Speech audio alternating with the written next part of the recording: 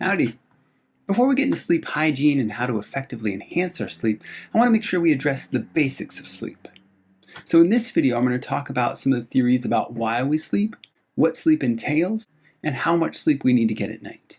To start, most organisms sleep. We as humans are mammals who sleep, but also birds, fish, reptiles, amphibians, and even insects.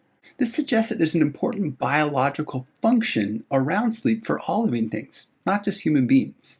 I make note of that because there are some aspects of how humans have evolved that have created unique characteristics. For example, human babies, when they're born, are significantly more vulnerable than any other mammal babies. We're essentially these helpless babies that can't do anything, and we require adult assistance for everything. And in return for this increased period of vulnerability, there's a corresponding increased cognitive development, which is really reflective of being human. However, sleep does not seem to be a product of this evolution because it's uniform in other organisms too. We think that humans sleep for a number of different reasons, and there's not a 100% clear answer about why. But as is the case with so much in life, it's probably not just one reason, but an intersection of multiple reasons with one shared outcome. The recuperation theories are those that indicate that there's something physiologically important about sleep. That sleep allows the body to return to a state of homeostasis. It kind of resets the system to a certain extent and allows for this rest and recuperation of both the body and the mind.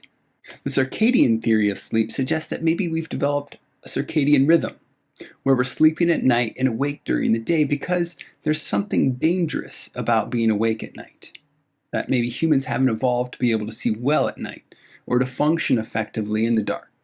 So therefore, in order to keep ourselves safe, there have been these biological mechanisms that essentially put us into a state of immobility at night. Because living life as if it were daylight during the nighttime would be dangerous. We might think of this as a bit of an evolutionary trade-off, that in order to develop increased abilities during the daylight, we've sacrificed some of that ability to function effectively in the dark. As kind of a fun sidebar, there are some evolutionary theorists who suggest that our relationships with dogs are in part a result of these circadian rhythms. That essentially our evolution has been advanced because of our relationships with dogs.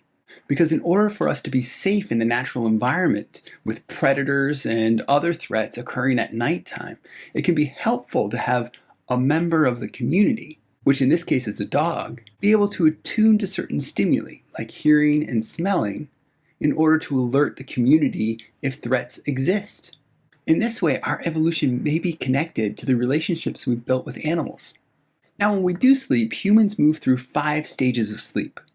We essentially start by laying awake in bed for a period of time, and then we fall into non-REM sleep, followed by REM.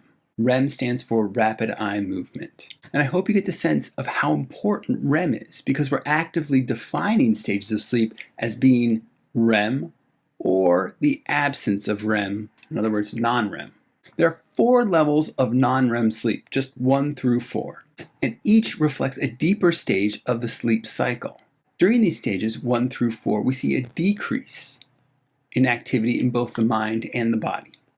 After non-REM 4, we get into REM sleep, that rapid eye movement sleep. We see a shift in neural activity that's more reflective of drowsiness. So again, those non-REM stages reflect decreased neural activity and then a slight increase in neural activity when we hit REM.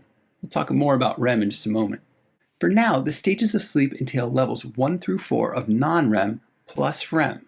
So to go through all 5 stages takes about 1 to 1.5 hours of sleep. So we're constantly cycling through these stages throughout the night. Now, as I mentioned, REM sleep is so integral to our sleep experience that we actually define the other phases of sleep as being non-REM. Some of the ways that we've learned about the importance of REM is by experimenting with taking it away. And in the lab, this looks like monitoring people's sleep and then waking them up before they fall into REM sleep. We find that people who experience periods of sleep deprivation, who then are allowed to return to normal sleep, will move to REM quickly. This suggests that REM is what our body needs the most. REM is the phase where we do most of our dreaming. As I indicated before, the neural activity in REM is actually reflective of a more wakeful state. This might be the time where our mind processes the information from the day, works through those emotional experiences, transfers new memories into long-term memories, and integrates new information into our neural network. When people who have been deprived of REM by researchers, people show difficulties converting information into long-term memory, so their recall is impaired. Difficulties can result if we don't get enough sleep in general, whether it's REM or non-REM. Moderate amounts of sleep deprivation, so 3 to 4 hours less sleep, means that we can still function, but we're going to feel increased levels of fatigue and sleepiness throughout the day. I imagine we've all experienced that before. There's also going to be a disruption in our mood. We're going to be a little more irritable, a little more prone to sadness. It's going to be harder for us to regulate our emotional state. We're also going to see poor performance on tasks that require increased vigilance or focus. So attention and effort is going to be harder to kind of pull together for tasks.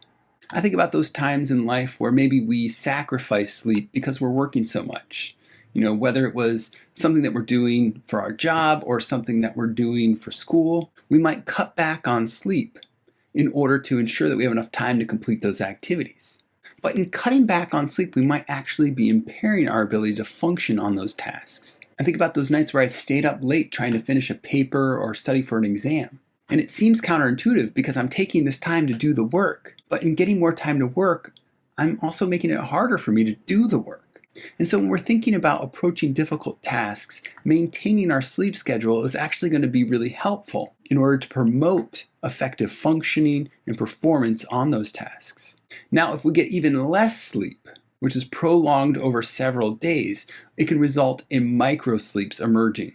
This is where we have bursts of short sleep that happen for just a couple of seconds. Now, even at this level of deprivation, our IQ seems to be stable for up to 72 hours. This suggests that the long-term memory and cognitive abilities are in some ways preserved, even with sleep deprivation. But difficulties still emerge around being able to focus and complete tasks. We also see some stability in physical strength, but fatigue happens faster. So we might be able to exercise or, lift the same amount of weight, but the tiredness that we're going to feel while doing this is going to hit us sooner than if we were well rested. This level of sleep deprivation also impairs our creativity. So our ability to think flexibly and adaptively starts to diminish. So sleep deprivation can be really difficult. But how much do we need to sleep? And we see that over the course of our lifespan, we require different amounts of sleep. Children, infants, even teenagers require more sleep than adults do. Adults are really shooting for about 7 to 9 hours a night. It would be great if there was a one-size-fits-all prescription, but there just isn't. It's much more of a unique fit for each person, and you finding what fits you is going to be important in terms of understanding how to structure and schedule your sleep. I know for myself that 7.5 is really what I'm shooting for each night. I notice when I have less sleep that I feel more run down, I have a hard time focusing. Also, I find that if I have more sleep, I start to feel a little logy. I suggest that you keep track of how much you sleep and notice how that impacts you the following day. Then make adjustments until you find a sweet spot that suits you. So ultimately, all this information suggests that sleep is important and it's something that we need to tend to regularly. Even during times of high stress or high pushes for productivity or even an increased workload, we need to make sure that sleep is maintained and stable. Sleep is going to impact our physical wellness because we need to rest and restore ourselves. It's going to impact our emotional wellness because sleep helps regulate our mood, helps us deal with anxiety, depression, difficulties in our lives. It impacts our intellectual wellness as we think about things like creativity and the ability to process information and store it for long-term retrieval. All of this is impacted by the simple act of sleep. It's vitally important that we maintain good sleep hygiene, which I'll address in a different video, but I hope that this background has been helpful for you. As we start to understand the importance of sleep, we also become less willing to sacrifice it for other activities. So I encourage you to monitor your sleep. Notice your functioning as a result. Find the sweet spot that hits you just right. And once you know that, make intentional choices about when you will sacrifice that sleep. Keeping in mind that sacrificing that sleep might also be sacrificing your level of functioning throughout the day. Thanks.